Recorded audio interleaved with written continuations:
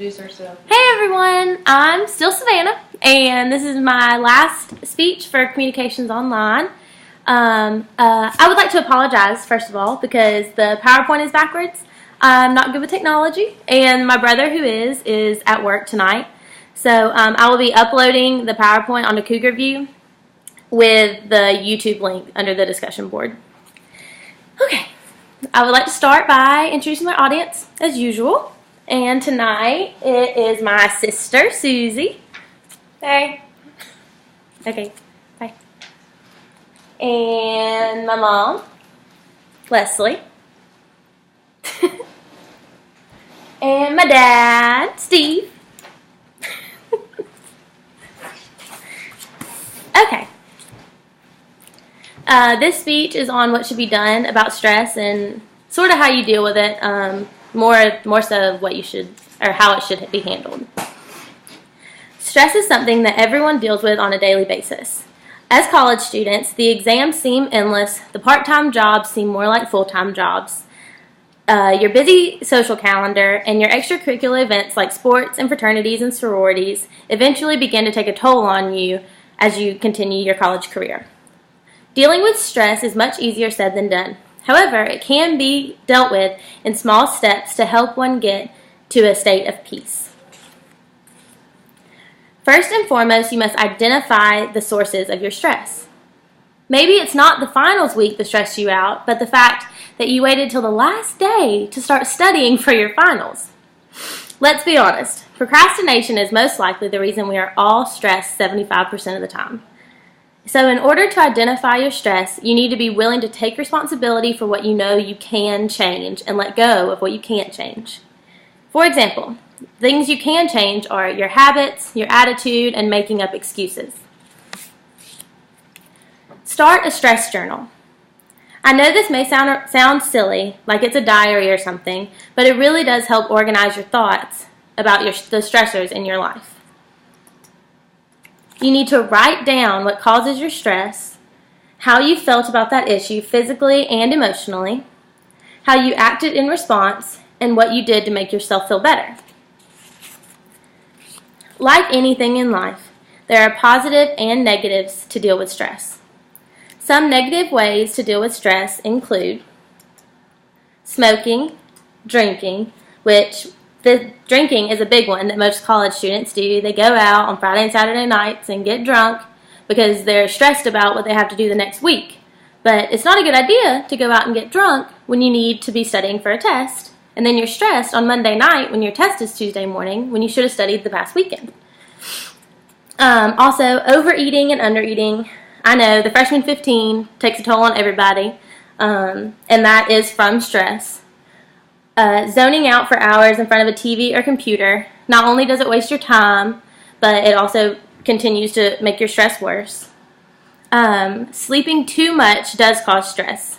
A little cat nap every now and then is okay, but sleeping for 12 hours instead of the 8 that you need actually it makes your brain more tired, and so that continues to stress you out since you're tired in class.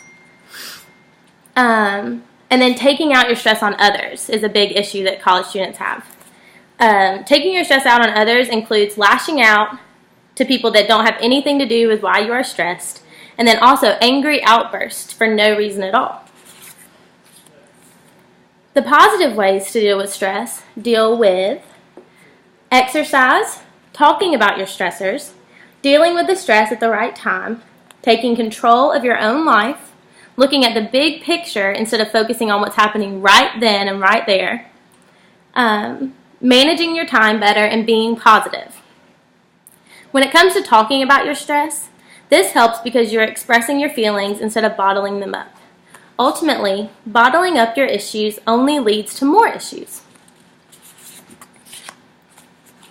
One way to alleviate stress is through exercise. This seems to be the answer for everything, but not the popular answer to the public. Exercise allows you to release endorphins. Everyone's always talking about these endorphins, but for people that don't exercise regularly, they don't understand what they do.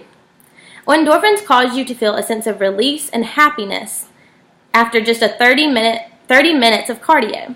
And 30 minutes of cardio every day also keeps you in shape, which also stresses you out less because when you feel better, you want to pay more attention in class. This is a simple start that can be practiced alone or with a friend to keep you company. Another solution to stress is one several college students do without thinking about it. Everyone's always talking about their problems in college. While talking about your problems is a good way to handle your stress, you don't want to focus on it. Like, that doesn't want to be your only topic of conversation when you're with your friends, is your problems. Talking about the stressful situation can be helpful and seems innate, but it must be done correctly and efficiently. Continuing to dwell in your distress will not remove the stress, but increase it. Talking about the problem with someone that has been through a similar time or someone you view as a wise mentor will bring you comfort. Listening to your body is a skill numerous college students lack due to the ever-present need for maintaining a healthy lifestyle, a social life, work ethic, community involvement, and earning leadership roles within your college. Being so involved with jobs, campus clubs, and friends can lead to forgetfulness about our own personal health, which is so important in college. One must be able to take control of the way he or she reacts to a stressful situation and listen to the body when it signals to calm down or slow down. Excuse me. Taking 5 seconds to think before you act can eliminate issues coming one's way. Sometimes stress can take a toll on the body, and this is where exercise again comes into play. But a different kind of exercise can help with different types of stress. Here, one may participate in calming exercises, however. Yoga or meditation is a simple way to listen to your body's discomfort with the situation and reflect on it. If the stress is not a situation that needs to be dealt with immediately, taking a break from handling it or even talking about it can be a breath of fresh air. Focusing on the positive is what one needs to clearly focus on if they are stressed out. Walking away from stress can allow he or she to focus on the more important things at the moment and can give one the reassuring support that someone needs. This can be socializing with one's family and friends and allowing you to participate or allowing you to appreciate the backbone one has before making a decision or continuing to study for various exams. This is a chart of stress management techniques, and at the very top of the list is exercising and walking. Just going for a simple walk. If you live in an apartment, just go walk. I'm sure it has a lake or a walking track, and if you just go walk and just don't think about your problems. Listening to music also helps. Listening to music is actually the very top thing that 52% of people say helps them the most when they're stressed out. Just listening to music, not thinking about it, and why not, while you're listening to music with your headphones in, go for a run or a walk or just a quick workout. Reading also helps. Spending time with friends and family, that makes you forget about all your issues and the problems. Also, praying is a big one. Spending time doing a hobby. I know for me, if I'm stressed out, I go hang out with my sisters. I'm in a sorority, and even the sorority aspect can stress me out sometimes, and just going and hanging out with friends can help that more than anything. So, in conclusion, don't forget the realization that you are in control of your life, and realizing that you're in control of your life is the foundation of stress management. That and staying positive about the negatives and stress in your life will go a long way when it comes to being happy and stress-free. Thank you.